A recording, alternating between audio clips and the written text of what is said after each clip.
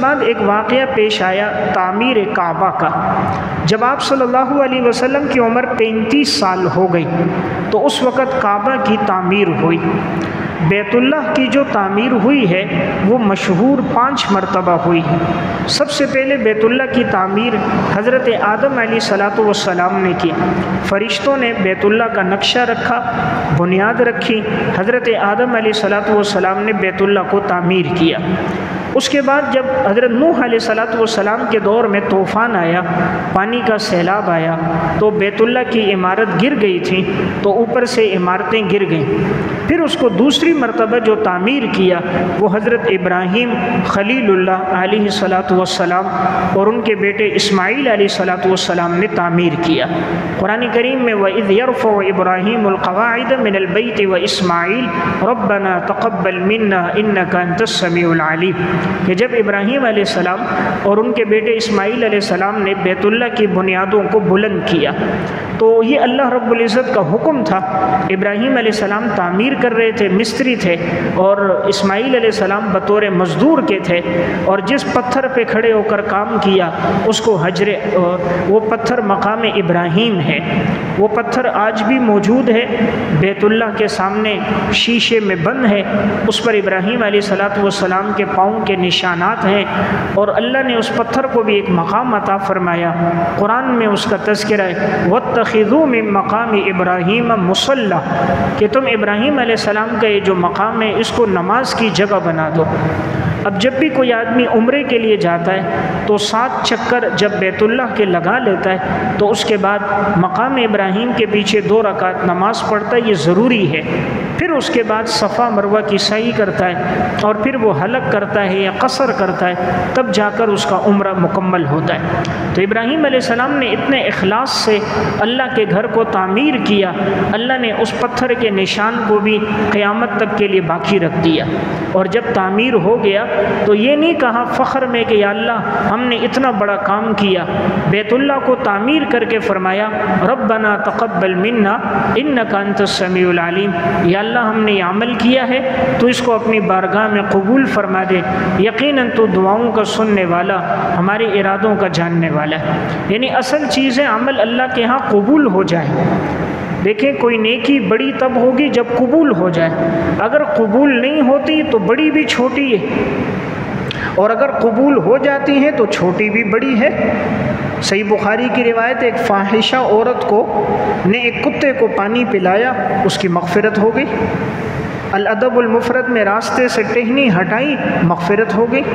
دوسری طرف اگر اخلاص نہیں ہے تو ایک شہید ہے، ایک عالم ہے، ایک قاری ہے، ان کو سب سے پہلے جہنم میں ڈالا جا رہا ہے۔ اگر ریاکاری تھی، نیت ٹھیک نہیں تھی، اخلاص نہیں تھا، دنیا کے لیے دین پڑا تھا، دنیا کے لیے تھا کہ لوگ مجھے اچھا قاری، اچھا عالم کہیں اور مجھے بڑا بہادر کہیں، تو وہ جہنم میں جا رہا ہے۔ تو یہاں میں نے عرض کیا دوسری مرتبہ بیت اللہ کی تعمیر ابراہیم علیہ السلام نے کی۔ تیسری مرتبہ بیت اللہ کی تعمیر جس وقت آپ صلی اللہ علیہ وسلم کی عمر مبارک ہو گئی 35 سال، تو اب جو عرب کے لوگ تھے اس وقت مشرکین مکہ، ان سب نے مشورہ کیا کہ ابھی بیت اللہ کو تعمیر کیا جائے۔ مرور زمانہ کی وجہ سے بیت اللہ کی عمارت کی کچھ اوپر سے عمارت گر گئی تھی، کچھ پتھر نیچے گر گئے، تو ضرورت تھی اس کی مرمت کرنے کی، تو سب نے مشورہ کیا کہ بیت اللہ کو تعمیر کریں، اور آپس میں یہ بات طے ہوئی کہ بیت اللہ کی تعمیر میں کوئی بھی آدمی پیسہ حرام کا نہیں لگائے گا، کوئی رشوت کا پیسہ، سود کا پیسہ اور ناجائز پیسہ نہیں ہوگا، خالص حلال کا پیسہ ہوگا۔ تو مشرکین اگرچہ غیر مسلم تھے لیکن وہ اس چیز کو سمجھتے تھے کہ بیت اللہ کی تعمیر ان کے لیے بہت بڑی سعادت اور اعزاز کی بات ہے، تو سب نے حلال پیسہ جمع کیا۔ اس حلال پیسے سے بیت اللہ کی تعمیر شروع ہوئی۔ اس تعمیر میں رسول اللہ صلی اللہ علیہ وسلم نے خود شرکت کی ہے۔ اس وقت آپ کی عمر مبارک 35 سال تھی۔ جب بیت اللہ مکمل ہوا تو یہ جو ایک حصہ آج آپ دیکھتے ہیں حتیم کا ایک حصہ ہے جو چھوٹی دیوار لگی ہوئی ہے، تو ان کے پاس پیسے کم پڑ گئے تو یہ وہ حصہ بیچ میں شامل نہ کر سکے، تو انہوں نے یہ ایک چھوٹی دیوار لگا کر اشارہ کر دیا کہ اگر ہمارے پاس حلال کے پیسے اور جمع ہو گئے تو یہ جو حصہ رہ گیا ہم اس کو بھی شامل کر دیں گے۔ جب تک ہمارے پاس پیسے نہیں ہیں تو یہ 4 کونے یہ حصہ باہر تھا، لیکن نیت تھی جب ہوگا تو ہم شامل کر دیں گے۔ اب اس کے ارد گرد ایک چھوٹی دیوار لگی ہوئی ہے، تو اس میں حکمت گویا اللہ کی طرف سے یہ تھی، دیکھیں اگر وہ بھی حصہ شامل ہو جاتا، آج تو بیت اللہ کا دروازہ کھلتا ہے مالداروں کے لیے، بادشاہوں کے لیے، ملک کے سربراہان کے لیے، ایک غریب مسلمان کے لیے، ایک غریب امتی کے لیے تو نہیں کھلتا۔ تو اب کسی مسلمان کے دل میں ہوتا میں بیت اللہ کے اندر نماز پڑھوں تو وہ نہ پڑھ سکتا، تو رب العالمین کی حکمت تھی، ان کے پاس پیسے کم ہو گئے تو وہ چھوٹا سا حصہ باہر رہ گیا۔ اب کوئی آدمی اگر اس حصے میں نماز پڑھتا ہے وہ ایسا ہے گویا وہ بیت اللہ کے اندر نماز پڑھتا ہے۔ اب وہ جو چھوٹا سا حصہ باہر ہے تو اس میں راستہ بنا ہوا ہے، ہر آدمی جا سکتا ہے، اس میں کوئی مشکل نہیں ہے، تھوڑی سی دھکم ہوتی ہے، رش ازدحام ہوتا ہے، لیکن اگر آدمی کوشش کرے تو بآسانی وہاں پہنچ کر نماز پڑھ سکتا ہے۔ تو گویا اللہ کی حکمت تھی کہ ہر مسلمان کے لیے ایک راستہ رہ گیا کہ وہ بیت اللہ میں نماز پڑھ سکے۔ اب یہ تیسری مرتبہ جب بیت اللہ تعمیر ہو گیا، اب جب سامنے آئی بات حجر اسود کو نصب کرنے کی، تو اس وقت ہر قبیلے کا آدمی کہتا تھا حجر اسود کو میں نصب کروں گا، چونکہ بہت بڑے اعزاز کی بات تھی، حجر اسود کا پتھر جنت سے آیا تھا، تو آپس میں جھگڑا شروع ہو گیا، تو اب اس میں لوگ مر مٹنے کے لیے تیار ہو گئے، یہاں تک کہ ایک کٹورے میں خون لایا گیا اور اس میں عرب کے لوگوں نے اپنے ہاتھ ڈال دیے، یہ اشارہ ہوتا تھا کہ ہم لڑیں گے، خون دیں گے، لیکن یہ اعزاز ہم حاصل کریں گے۔ اب بات دور تک چلی گئی، تو ان میں ایک بڑا سمجھدار شخص تھا، اس نے کہا بھئی ایسا کرتے ہیں کل جو سب سے پہلے بیت اللہ میں داخل ہوگا وہ جو فیصلہ کرے گا اس پہ ہم سب راضی ہو جائیں گے۔ تو سب نے کہا ٹھیک ہے۔ اگلے دن جب سب سے پہلے جو شخص بیت اللہ میں داخل ہوئے وہ رسول اللہ صلی اللہ علیہ وسلم تھے، حالانکہ یہ آپ صلی اللہ علیہ وسلم کی نبوت ملنے سے پہلے کا واقعہ ہے، حضور کو نبوت 40 سال کی عمر میں ملی ہے، اور یہ واقعہ جب آپ کی عمر 35 سال تھی، نبوت آپ کو نہیں ملی تھی، لیکن سب نے جب آپ کو بیت اللہ میں آتے دیکھا تو سب کی زبان پر تھا صادق اور امین آ گیا، صادق اور امین آ گیا، تو سب نے کہا ان کا جو فیصلہ ہے ہم اس پہ راضی ہیں۔ تو رسول اللہ صلی اللہ علیہ وسلم کو بتایا گیا تو حضور نے چادر منگوائی، اور آپ صلی اللہ علیہ وسلم نے چادر میں حجر اسود کو رکھا اور ہر قبیلے کے سردار سے کہا تم چادر کے کونے کو اٹھاؤ، تو جو مشہور قبیلے تھے ہر قبیلے کے سردار نے چادر کے ایک ایک کونے کو پکڑا، تو سب کو یہ اعزاز مل گیا، گویا اس نے حجر اسود کو اٹھایا، یہاں تک کہ حجر اسود کو جہاں پہ یہ نصب ہے وہاں تک لے کر گئے، تو سب قبیلے کے سردار لے کر گئے، سب خوش ہو گئے۔ پھر رسول اللہ صلی اللہ علیہ وسلم نے اپنے ہاتھوں سے حجر اسود کو بیت اللہ میں نصب کیا، تو وہ یہ اعزاز اللہ نے آپ کو عطا فرمایا، آپ کے ہاتھوں سے جھگڑا بھی ختم ہو گیا، نزاع بھی ختم ہو گیا، اور آپ کے ہاتھوں سے حجر اسود بیت اللہ میں نصب ہو گیا۔ اللہ تعالیٰ انبیاء علیہ السلام کو فہم و فراست، دانائی اور سمجھداری اللہ سب سے زیادہ عطا فرماتا ہے۔ تو یہ تیسری مرتبہ تعمیر۔ چوتھی مرتبہ بیت اللہ تعمیر ہوا ہے عبداللہ بن زبیر رضی اللہ تعالیٰ عنہ کے دور میں۔ عبداللہ بن زبیر حضرت عائشہ رضی اللہ تعالیٰ عنہ کے بھانجے ہیں، حضرت اسماء رضی اللہ تعالیٰ عنہ کے بیٹے ہیں، اور سب سے پہلے مدینہ میں جو پیدا ہوئے تھے وہ عبداللہ بن زبیر تھے۔ مدینہ کے لوگ کہنے لگے معاذ اللہ کہ مسلمانوں کی عورتیں بانجھ ہیں، ان کی اولاد تو پیدا نہیں ہوتی، تو سب سے پہلے جو پیدا ہوئے عبداللہ بن زبیر تھے۔ پھر آپ صلی اللہ علیہ وسلم کے پاس لائے گئے، آپ نے دعا بھی فرمائی، ان کے لیے تحنیک بھی کی، تو گویا یہ صدیق اکبر کے نواسے ہیں، جیسے حضور کے نواسے حضرت حسین اتفاق سے وہ بھی شہید ہوئے ہیں کربلا میں، عبداللہ بن زبیر کے نواسے اور حضرت صدیق اکبر کے نواسے عبداللہ بن زبیر بھی بڑے بہادر تھے، یزید کے مقابلے میں، حجاج کے مقابلے میں لڑتے رہے، بڑی بہادری کے ساتھ لڑے، آخر 73 سال کی عمر میں ان کا بھی انتقال ہو گیا۔ تو میں عرض کر رہا تھا عبداللہ بن زبیر نے چوتھی مرتبہ بیت اللہ کو تعمیر کیا۔ انہوں نے یہ کیا، رسول اللہ صلی اللہ علیہ وسلم کی خواہش یہ تھی کہ بیت اللہ کو دوبارہ تعمیر کر کے یہ جو حصہ رہ گیا ہے اس کو بھی شامل کیا جائے، اور بیت اللہ کے 2 دروازے ہو جائیں، ایک دروازہ داخل ہونے کے لیے، ایک دروازہ نکلنے کے لیے، اور آپ کی خواہش تھی کہ بیت اللہ نیچے ہو جائے تاکہ ہر آدمی جا سکے۔ جیسے ابھی اوپر ہے تو اوپر چڑھنے کے لیے انسان کو سیڑھی لگانی پڑتی ہے، تو آپ کی خواہش تھی کہ یہ نیچے ہو، دروازے 2 ہوں اور جو حصہ رہ گیا وہ شامل ہو جائے۔ ام المومنین حضرت عائشہ رضی اللہ تعالیٰ عنہ نے فرمایا رسول اللہ آپ ایسا کر دیجئے، تو رسول اللہ صلی اللہ علیہ وسلم نے فرمایا عائشہ تمہاری قوم نئی مسلمان ہوئی ہے، نئے ایمان لے کر آئیں، اب اگر میں بیت اللہ کو گرا کر بناؤں گا تو لوگ یہ کہیں گے کہ مسلمانوں کے پیغمبر نے اللہ کا گھر گرا دیا۔ تو چونکہ ان کا ذہن پختہ نہیں ہے، نئے اسلام لائیں، اعمال سے واقفیت ابھی اتنی ہے نہیں، عقائد میں پختگی نہیں ہے، تو اس سے معلوم ہوا کوئی کام اگر بہتر بھی ہو، مستحب بھی ہو، لیکن اگر اس سے نزاع کا اندیشہ ہو، انتشار کا ڈر ہو، امت میں افتراق کا ڈر ہو، تو وہ مستحب کام بھی چھوڑ دینا چاہیے تاکہ امت میں انتشار نہ ہو، امت میں اختلاف نہ ہو۔ تو رسول اللہ صلی اللہ علیہ وسلم نے خود نہیں کیا، لیکن جب عبداللہ بن زبیر کی خلافت مکہ میں آئی تو انہوں نے اسی طرح کیا، حضور کی منشا کے مطابق اس حتیم کے حصے کو شامل کر دیا اور بیت اللہ کا دروازہ نیچے کر دیا، تو یہ 4تھی مرتبہ تعمیر ہو گیا۔ جب عبداللہ بن زبیر رضی اللہ تعالیٰ عنہ کا انتقال 73 ہجری میں ہوا تو پھر حجاج بن یوسف ایک بڑا ظالم انسان گزرا ہے، اس وقت یہ گورنر تھا، تو اس پر ضد تھی کہ انہوں نے بیت اللہ میں یہ کیوں کیا، تو اس نے دوبارہ بیت اللہ کو گرا کر وہی پہلی ترتیب پہ لے کر آ گئے۔ پہلی ترتیب جو حضور کے دور میں تھی کہ ایک دروازہ تھا، بیت اللہ کا دروازہ اوپر تھا، حتیم کا حصہ باہر تھا، تو اس نے اسی طرح اس کو باہر کر دیا، ایک ہی دروازہ لگا دیا۔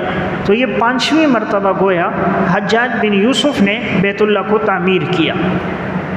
حجاج کے بعد جب دور آیا ہارون الرشید کا، ہارون الرشید امام مالک رحمۃ اللہ علیہ کے پاس آیا اور ان سے کہا کہ حضرت اب میں چاہتا ہوں بیت اللہ کو پھر گرا کر وہ جو آپ صلی اللہ علیہ وسلم کی خواہش تھی کہ جو حصہ رہ گیا وہ بھی شامل ہو جائے، بیت اللہ کا دروازہ نیچے ہو جائے، 2 دروازے ہو جائیں، میں اسی طرح دوبارہ اس کو تعمیر کرتا ہوں۔ امام مالک رحمۃ اللہ علیہ نے کہا آپ ایسا نہ کرو، اس لیے کہ اگر اس طرح کرو گے تو بیت اللہ ایک کھلونا بن جائے گا، ہر بادشاہ آئے گا گرائے گا، کوئی کہے گا میں حضور کے نقشے پہ بنا رہا ہوں، کوئی کہے گا میں آپ صلی اللہ علیہ وسلم کی تمنا کے مطابق بنا رہا ہوں، کوئی پہلے کی طرح بنائے گا، کوئی عبداللہ بن زبیر کی طرح بنائے گا، تو اس طرح لوگ بیت اللہ کو گرائیں گے تو جو بیت اللہ کا تقدس، ہیبت، لوگوں کے دلوں میں محبت اور جلال ہے وہ باقی نہیں رہے گا۔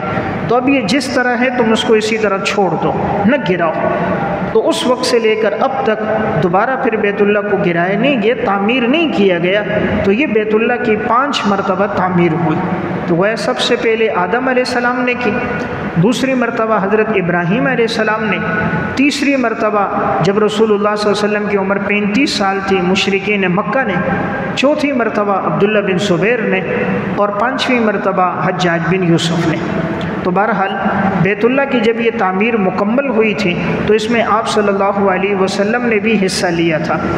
جس وقت بیت اللہ کو تعمیر کرنے کی باری آئی تھی اس وقت بات یہ تھی کہ بیت اللہ کو جب گرا کے بنا رہے تھے نا، تو یہ تھا کہ بیت اللہ کی اینٹ کون سب سے پہلے گرائے گا، کیونکہ ڈر تھا کہیں اللہ کا عذاب نہ آ جائے۔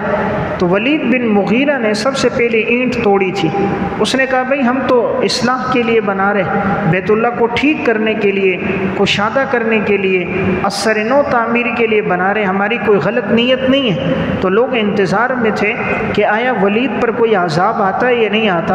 اگلے دن تک جب نہیں آیا تو سمجھ گئے بھئی یہ ارادہ ٹھیک ہے، پھر سب نے توڑا تھا، اور تیسری مرتبہ حضور کے دور میں جب یہ بیت اللہ تعمیر ہوا تھا تو پہلی اینٹ گرانے والے جو تھے وہ ولید بن مغیرہ تھے۔ بہرحال بیت اللہ کی تعمیر مکمل ہو جانے کے بعد اب رسول اللہ صلی اللہ علیہ وسلم کی عمر مبارک جب 40 سال ہو گئی، رسول اللہ صلی اللہ علیہ وسلم عبادت کے لیے ان دنوں میں آپ جاتے تھے، ایک پہاڑ ہے مکہ میں جس کو جبل نور کہتے ہیں، اس پہاڑ میں ایک غار ہے جس کو غار حرا کہتے ہیں۔ تو رسول اللہ صلی اللہ علیہ وسلم غار حرا میں عبادت کے لیے جاتے تھے اور وہیں آپ عبادت کیا کرتے تھے۔ اللہ تعالیٰ نے آپ کے دل میں تنہائی کی، خلوت کی، یکسوئی کی محبت ڈال دی تھی۔ اس پہاڑ کی خصوصیت یہ ہے کہ اس پہاڑ پہ اگر آدمی چڑھ کر اس غار میں بیٹھتا تو اس سے ڈائریکٹ بیت اللہ نظر آتا تھا، تو بیت اللہ بالکل سامنے ہوتا۔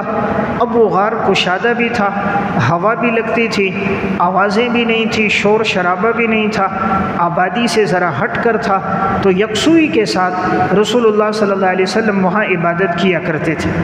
آپ صلی اللہ علیہ وسلم جب جانے لگتے تو بطور توشے کے حضرت خدیجہ رضی اللہ تعالیٰ عنہ کھانا بنا کر آپ کو دے دیتی، تو آپ 2 دن 3 دن وہاں ہوتے، جب توشہ ختم ہوتا پھر آ کر ساتھ لے جاتے۔ اس میں اشارہ تھا کہ جب انسان کہیں عبادت کے لیے جائے، سفر میں جائے، تو یہ توکل کے منافی نہیں ہے کہ اپنا توشہ لے کر نہ جائے، اپنے ساتھ توشہ رکھنا چاہیے، کھانا پینا اسباب اختیار کرنے چاہیے، اختیار کرنے کے بعد پھر توکل اللہ کی ذات پہ کرنا چاہیے۔ اب بالکل کچھ ساتھ نہ لے جانا اور پھر جا کر آدمی کہے جی میں توکل کرتا ہوں، یہ مناسب نہیں ہے۔ شریعت کی تعلیمات ہیں، اسباب اختیار کرنے کے بعد پھر اللہ تعالیٰ کی ذات پہ توکل ہو۔ اونٹ کو اور سواری کو باندھ دیا جائے اور باندھنے کے بعد پھر یہ ہے کہ اللہ پر توکل ہو۔ تو اب آپ کی عمر جب 40 سال ہوئی تو آپ کا بھی یہ دور خلوت نشینی میں، تنہائی میں، عبادت میں گزرتا تھا۔ آپ کس کی عبادت کرتے تھے؟ آپ ملت ابراہیم پر تھے۔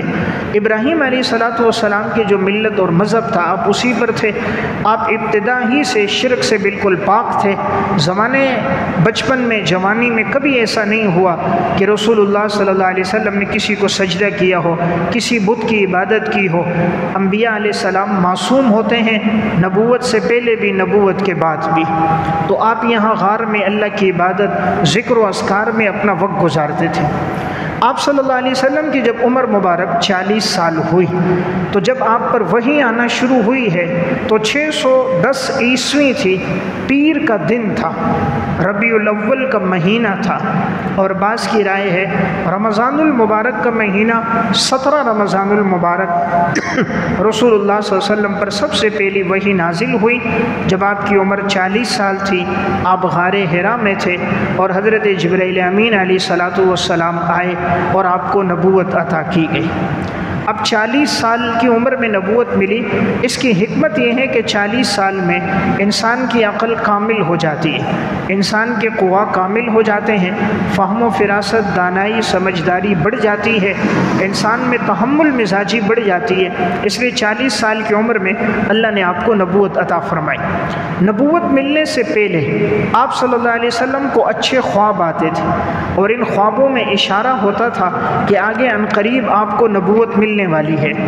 رسول اللہ صلی اللہ علیہ وسلم فرماتے ہیں اول ما بدأ به رسول اللہ صلی اللہ علیہ وسلم من الوحی الرؤیا الصالحۃ فی النوم فکان لا یرى رؤیا الا جاءت مثل فلق الصبح ثم حبب الیہ الخلا، کہ سب سے پہلی چیز آپ صلی اللہ علیہ وسلم پر جو چیز وحی کے سلسلے میں نازل ہوئی وہ سچے خواب تھے۔ 6 مہینے تک رسول اللہ صلی اللہ علیہ وسلم کو یہ سچے خواب آتے تھے۔ آپ جو بھی خواب دیکھتے ہیں تو اس کی تعبیر صبح بالکل روشن ہو کر آپ کے سامنے آ جاتی تھی۔ تو اس طرح 6 مہینے آپ کو خواب آئے۔ خواب جو ہے حدیث میں آتا ہے، آپ صلی اللہ علیہ وسلم نے فرمایا لم یبق من النبوۃ الا المبشرات، نبوت ختم ہو گئی لیکن اچھے خواب اب بھی باقی ہیں۔ اچھا خواب الرؤیا الصالحہ یراها المسلم او ترى له، کہ انسان خود دیکھے یا اس کے بارے میں کسی اور کو دکھا دیا جائے۔ تو اچھے خواب اب بھی باقی ہیں۔ تو 6 مہینے تک اس طرح آپ صلی اللہ علیہ وسلم کو اچھے خواب آتے رہے، جس سے اشارہ ہوتا رہا، ذہنی طور پر تیاری ہوتی رہی، قلب مبارک کے اندر یہ تسکین، اطمینان نصیب ہوتا رہا کہ کوئی بڑی ذمہ داری آپ پر ڈالی جا رہی ہے۔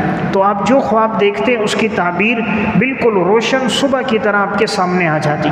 پھر حدیث میں ثم حبب الیہ الخلا، پھر آپ علیہ السلام کو خلوت نشینی کی محبت آپ کے دل میں ڈال دی گئی کہ آپ کو تنہائی پسند تھی، کہ تنہائی میں اللہ کی عبادت کریں۔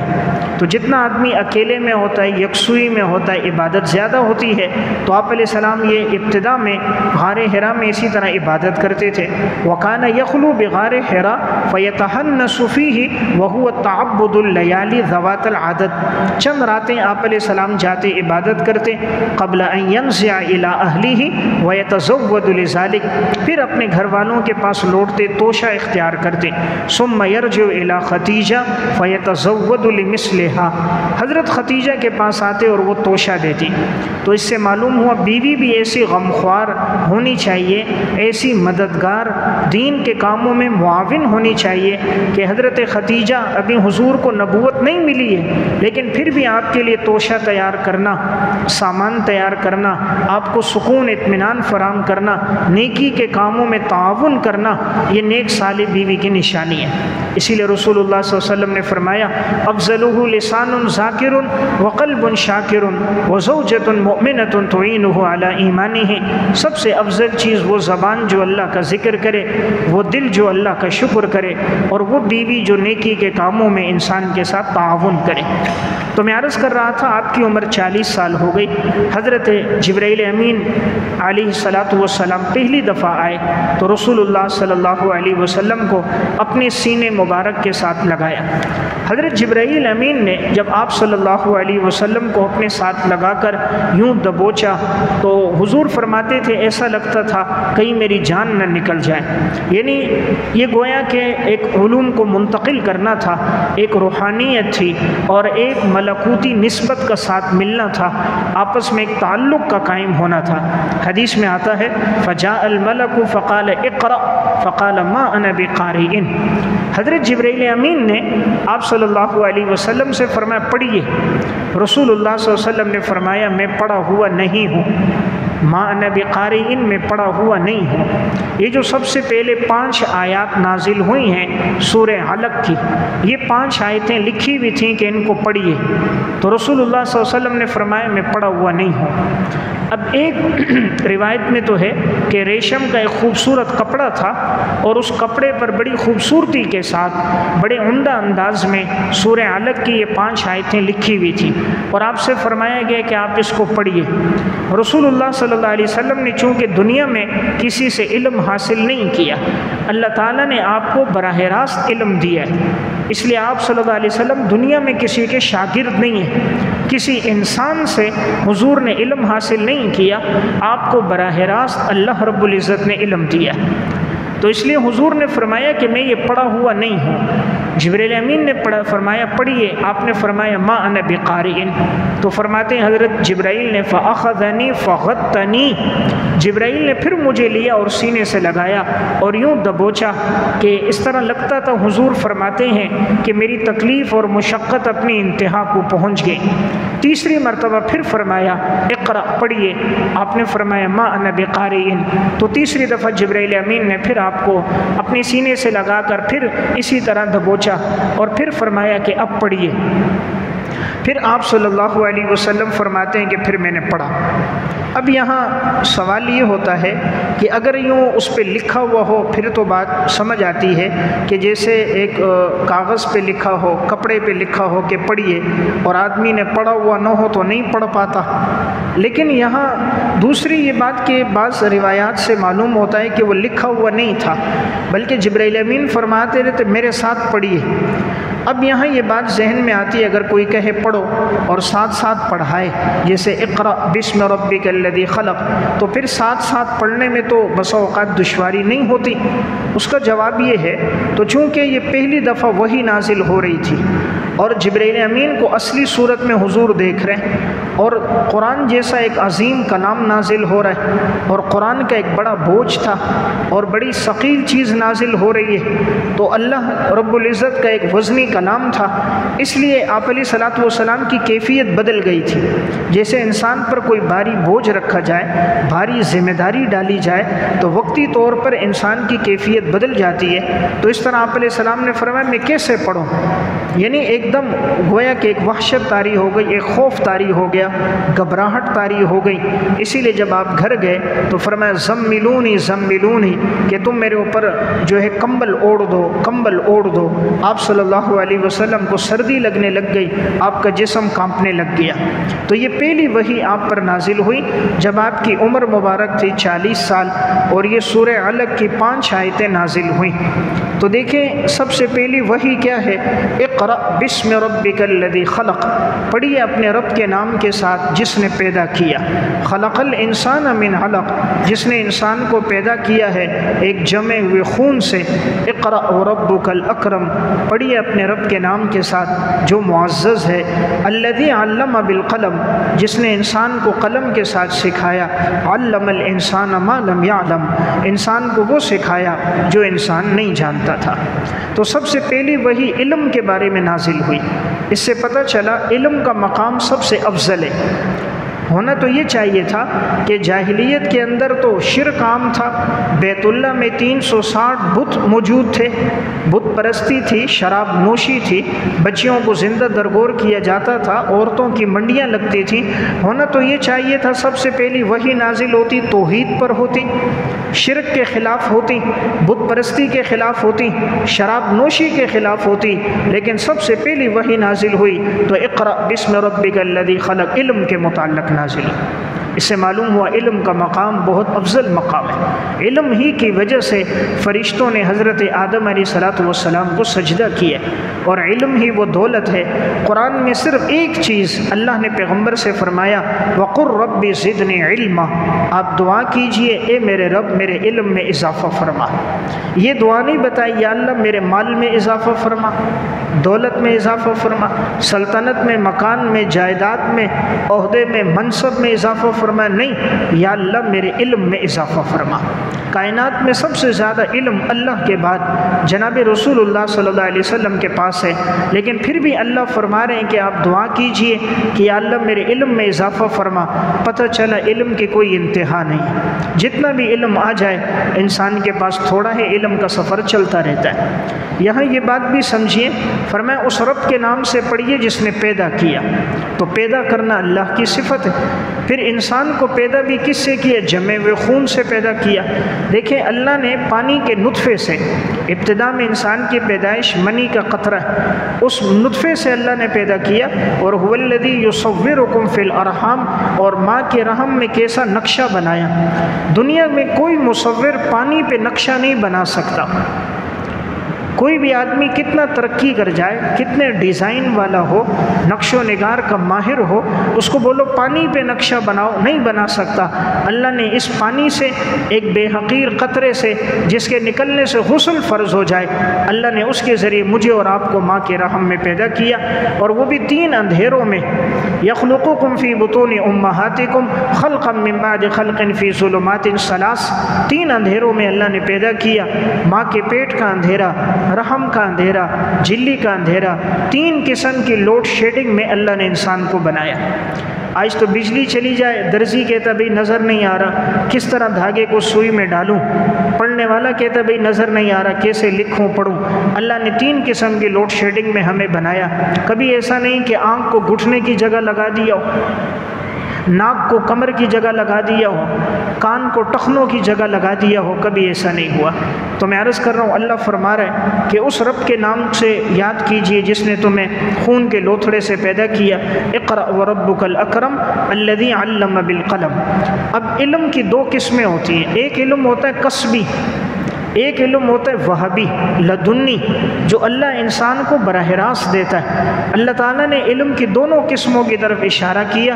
الذی علم بالقلم، وہ علم جو سکھایا جاتا ہے قلم سے، یعنی محنت سے حاصل ہوتا ہے، اللہ وہ بھی دیتا ہے۔ علم الانسان ما لم یعلم، اے انسان تجھے اللہ نے وہ سکھایا تو جانتا نہیں تھا، اس میں علم وہبی کی طرف اشارہ ہے۔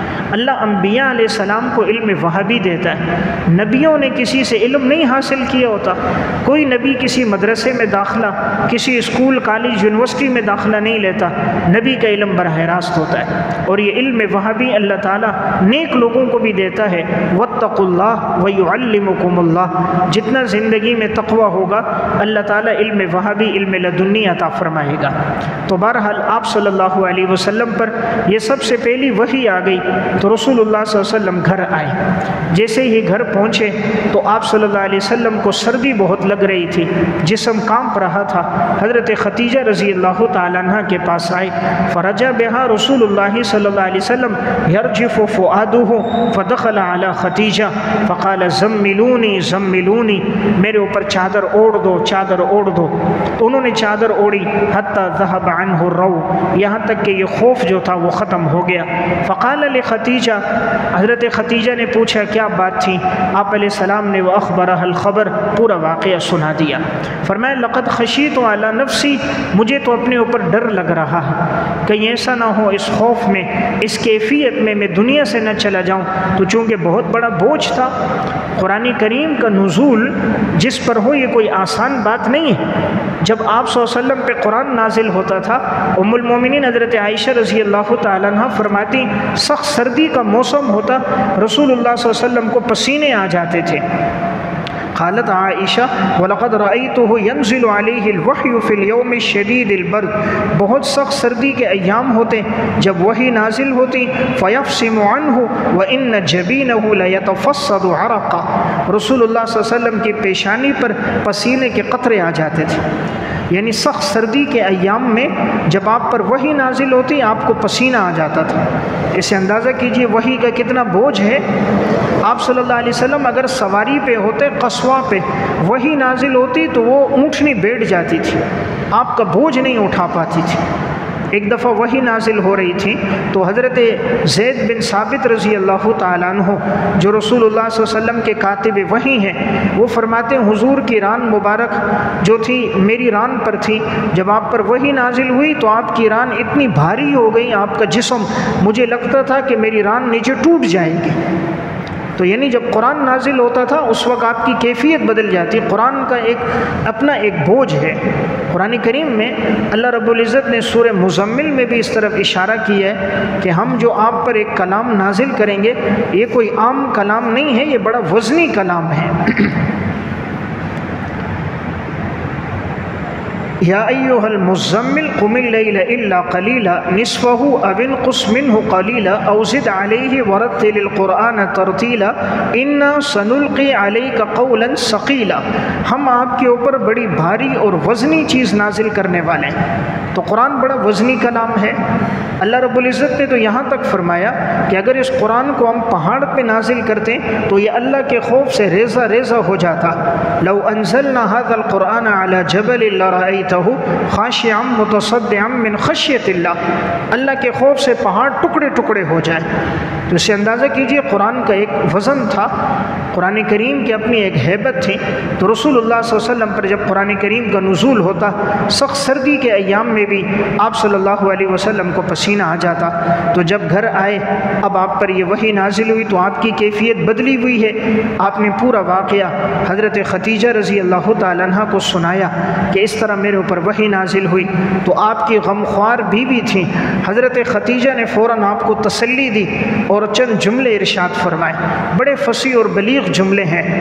سب سے پہلے ایمان لانے والی نبوت پر حضرت خدیجہ، سب سے پہلے آپ صلی اللہ علیہ وسلم پر ایمان حضرت خدیجہ نے لایا۔ گویا یہ عورتوں کے لیے بڑے اعزاز کی بات ہے، سب سے پہلے ایمان قبول کرنے والی عورت ہے، سب سے پہلے دین کے لیے قربانی دینے والی حضرت سمیہ رضی اللہ تعالیٰ عنہ، یہ بھی ایک عورت ہے۔ حضرت خدیجہ نے کہا واللہ لا یخزیک اللہ ابدا، اللہ کی قسم اللہ آپ کو رسوا نہیں کرے گا۔ حضرت خدیجہ حضور کو تسلی دے رہی، اللہ کی قسم اللہ آپ کو رسوا نہیں کرے گا۔ انک لتصل الرحم، آپ تو صلہ رحمی کرتے ہیں، صلہ رحمی کرتے ہیں۔ وتصدق الحدیث، آپ سچ بولتے ہیں۔ وتحمل الکل، آپ تو بوجھ اٹھاتے ہیں، نادار لوگوں کا، غریب لوگوں کا بوجھ اٹھاتے ہیں۔ وتکسب المعدوم، جو فقیر لوگ ہوں، کام کاج نہ کر سکتے ہوں، آپ ان کے لیے کمائی کرتے ہیں۔ جن پہ قرض ہو ان کے قرضوں کی ادائیگی کرتے ہیں۔ ہیں، وَتَقْرِ الضَّيْفَ آپ مہمان نوازی کرتے ہیں، وَتُعِينُ عَلَى نَوَائِبِ الْحَقِّ جب کوئی حوادث اتر جائیں تو آپ لوگوں کی مدد کرتے ہیں، یعنی کوئی سیلاب آئے، زلزلہ آئے، پریشانیاں آئیں، آگ لگ جائے، آپ لوگوں کے ساتھ تعاون کرتے ہو۔ جب اللہ نے آپ میں اتنی صفات رکھی ہیں کہ آپ خلق خدا کو نفع دیتے ہو، اللہ آپ کو رسوا نہیں کرے گا۔ تو دیکھیں حضرت خدیجہ نے آپ صلی اللہ علیہ وسلم کو تسلی دی۔ جب حضور کو تھوڑی تسلی ملی تو پھر حضرت خدیجہ نے آپ کا ہاتھ پکڑا، ثم انطلقت به خدیجہ الی ورقہ بن نوفل، حضرت ورقہ بن نوفل کے پاس لے کر گئیں جو حضرت خدیجہ کے چچا زاد تھے، فقالت له یا ابن عمی اسمع من ابن اخیک، اور کہا کہ میرے چچا زاد ذرا اپنے بھتیجے کی بات سنیے۔ ورقہ بن نوفل ایک بہت بڑے عالم تھے، انجیل کے بڑے عالم تھے، جانتے تھے، تورات کا بھی علم رکھتے تھے، اس دور کے بہت بڑے عالم تھے۔ حضرت خدیجہ رضی اللہ تعالیٰ ان کے پاس لے کر گئیں آپ صلی اللہ علیہ وسلم کو کہ حضور پر وحی نازل ہوئی ہے، آپ ان کی بات سنیے۔ تو رسول اللہ صلی اللہ علیہ وسلم نے پورا واقعہ ان کو سنایا۔ جب انہوں نے پورا واقعہ سن لیا تو انہوں نے آگے سے کہا، فَأَخْبَرَ رسول اللہ صلی اللہ علیہ وسلم خبر ما رأى فقال ورقہ هذا الناموس الذي انزل اللہ علی موسیٰ، یہ وہی رازدان ہے جو موسیٰ علیہ السلام پہ بھی وحی نازل کرتا تھا، یعنی یہ آپ پر جو وحی لے کر آیا ہے وہ جبرائیل امین ہے، یہ موسیٰ علیہ السلام پر بھی وحی لاتا تھا۔ جو خیر کی خبریں لائے اس کو ناموس کہتے ہیں، جو شر کی خبر لے کر آئے اس کو جاسوس کہتے ہیں۔ تو ناموس کا استعمال خیر کی خبروں پر تھا۔ پھر انہوں نے کہا یا لیتنی فیہا جزعن، کاش کہ اگر میں جوان ہوتا، یا لیتنی اکون حیا اذ یخرجک قومک، کاش کہ اگر میں زندہ رہتا جب آپ کی قوم آپ کو نکال دے گی۔ ورقہ نے حضور سے کہا ایک وقت آئے گا آپ کی قوم آپ کو نکال دے گی۔ فقال رسول اللہ صلی اللہ علیہ وسلم او مخرجیہم، کیا میری قوم کے لوگ مجھے نکال دیں گے؟ حضور نے ورقہ سے کہا یعنی میں تو اللہ نے مجھے نبی بنایا، میں لوگوں کو دعوت دوں گا تو میری قوم کے لوگ مجھے اپنے شہر سے نکال دیں گے، یعنی یہ تو گمان میں بھی نہیں تھا کہ میری قوم میرے ساتھ اس طرح کرے گی۔ تو آگے سے ورقہ بن نوفل نے کہا قال نعم لم یأت رجل قط بمثل ما جئت به الا عودیہ، نہیں کوئی شخص جب بھی وہ ہدایت کی بات لے کر آیا مگر لوگوں نے اس کے ساتھ دشمنی کی۔ وَإِن يُدْرِكُنِي يَوْمُكَ أَنْصُرُكَ نَصْرًا مُعَزَّزًا، اگر میں نے وہ زمانہ پایا، میں زندہ رہا تو انشاءاللہ میں آپ کی بھرپور مدد کروں گا۔ لیکن پھر بہرحال ورقہ بن نوفل کو وہ زمانہ نہیں ملا اور ورقہ کا انتقال ہو گیا۔ لیکن اس کا انتقال دین حنیف پہ ہوا ہے، اس سے شرک ثابت نہیں ہے۔ تو ورقہ نے آپ علیہ الصلوۃ والسلام کو تسلی دی، تو گویا جب آپ پر وحی نازل ہوئی تو سب سے پہلے حضرت خدیجہ نے تسلی دی، پھر ایک بڑے عالم کے پاس لے کر گئیں جو انجیل کے اور تورات کے بڑے عالم تھے، انہوں نے بھی آپ علیہ السلام کی بات سن کر آپ کو تسلی دی کہ گویا یہ آپ پر خبر لانے والے جبرائیل علیہ السلام ہیں، اور یہ بھی بتایا کہ لوگ آپ کے دشمن ہوں گے، اپنی قوم کے لوگ آپ کو اپنے شہر سے نکال دیں گے۔ پھر وہی ہوا کہ حالات ایسے بن گئے کہ آپ صلی اللہ علیہ وسلم ہجرت کرنے پر مجبور ہو گئے کہ پھر آپ نے مکہ سے ہجرت کی، مدینہ گئے۔ صحابہ اکرام نے پہلے ہجرت حبشہ کی طرف کی اور پھر صحابہ نے ہجرت مدینہ کی طرف کی۔ تو یہاں تک میں نے بات عرض کی 40 سال کی عمر تک۔ تو بہرحال حضور کی ولادت سے لے کر آپ کے وحی کے نزول تک بات ہو گئی۔